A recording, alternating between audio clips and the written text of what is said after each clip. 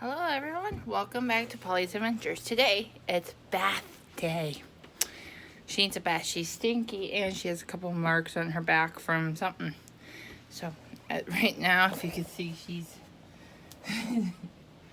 she does this every bath time. That's why I have to have this special leash on her. Come on, let's go, bath time. Bath time. Yep, up. Good girl. Stay.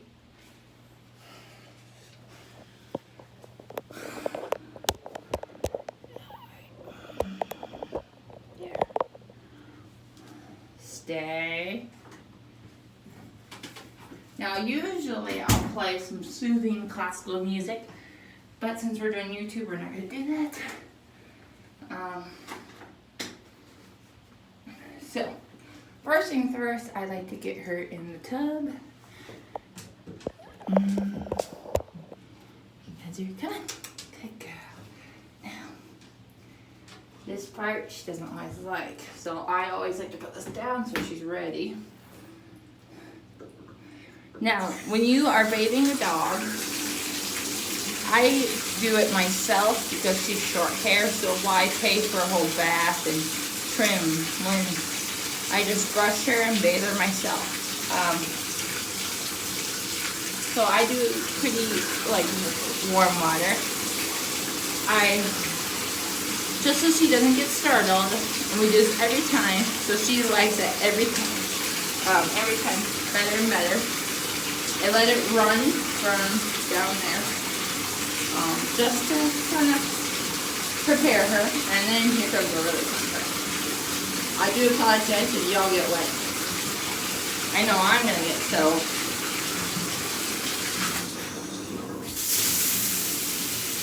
And then we rinse. Here we go. And we dig. Here. Yeah. Now whenever you do the head, make sure you cover their ears and you get under their chin. I like to get as close to her neck as possible, but without getting in her ears. As you see, that irritates her. And I get underneath. Hi! No. I don't yet, but eventually when we move into a house, I've asked my family if we can build a custom bathing station for her that's on ground level. So it's like those mud rooms that most houses have, where you can rinse your boots and stuff. So we're gonna do something like that, but with hooks in the wall, so I could attach this leash to the hook, and I don't have to. Because right now I always have to make sure this is tight when she gets nervous, because she might try like she always does. So I turn this off to do the soap. I leave that down. Yeah. We do 2 shampoos. We do a homemade one my mom made with Zoot soap and lavender and lemon. It's supposed to help keep flies and bees and other insects away from her fur. Plus, it's better for them. And it's non-GMO, and because it's just soap and essential oil, it's more gentle on her sensitive skin. There we go. Where's your brush? I always have your brush. Now somewhere I have a special brush, which I can't find.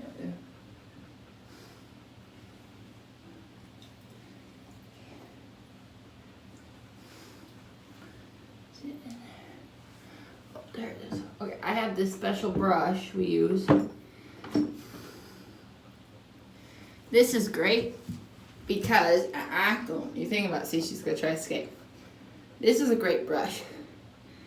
It's soft bristles, and it's really great when you're bathing your dog, especially if they're short hair, because it's like a massage. See, and she needs a good bath, like a thorough bath today. Because like I said, she got some stuff on her fur, towards her back, and she's just stinky from all the hot weather. I usually bathe her every 3 to 6 weeks. 3 to 6 weeks, as you can see.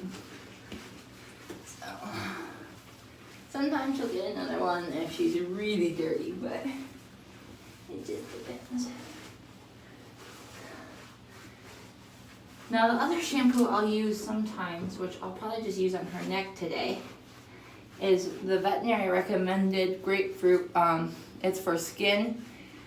It's a hot spot for skin, like for allergies and stuff, you know, when they scratch and itch. Like right here where you see where she's kind of scratching and itch. It has a numbing agent that just kind of numbs any pain from that spot, and we do that every like 6 to 3 weeks, depending on, especially during the summer here in North Carolina. It gets very, very humid, and so she'll itch more. I try to stop her, but can't always stop a dog to do that. And her favorite. Now, always rinse out your tools.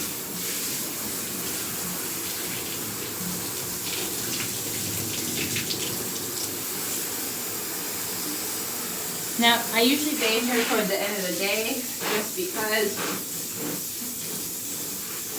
I try to dry her thoroughly with a towel, and then she used to, when I first started, she did not do, but I blow dry her now, but I used to not be able to, because Missy would like try to bite she would try to bite my blow dryer. Because she's short hair, it's a lot easier to dry her. The only thing I have to watch out for, again, I try to dry her as best as possible, and I let her hang out in my room on my bed, because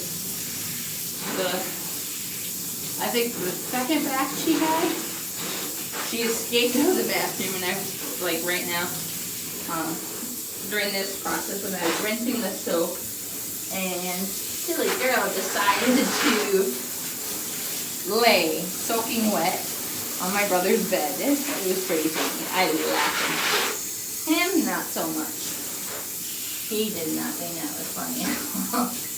He looked at her like, why'd you do that? So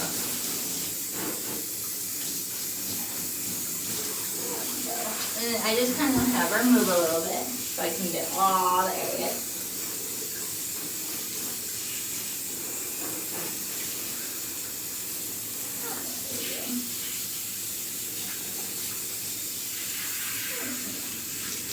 Again, don't let the water get in your dog's ears. Just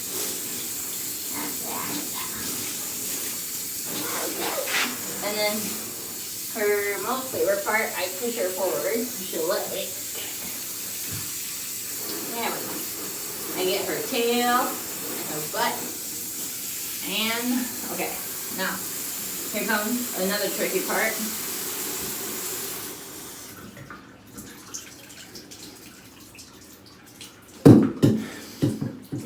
Now, because she's short hair, it's easier to clean the bathroom. I actually bathe my neighbor's dog in our tub, and he is like a German Shepherd, so this whole area becomes like full of hair. So, now, before she leaves the tub, sometimes she won't participate, but hopefully today she will. We do this. Nice rub down.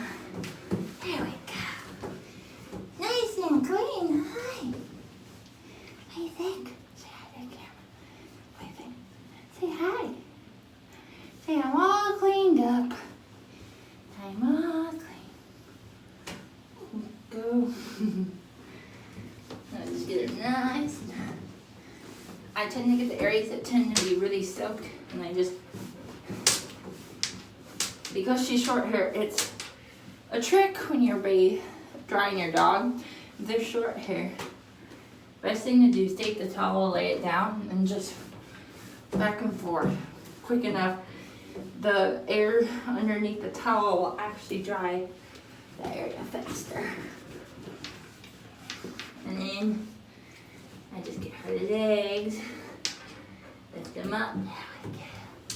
That's usually the part that takes a little bit longer, is kind of underneath, but that's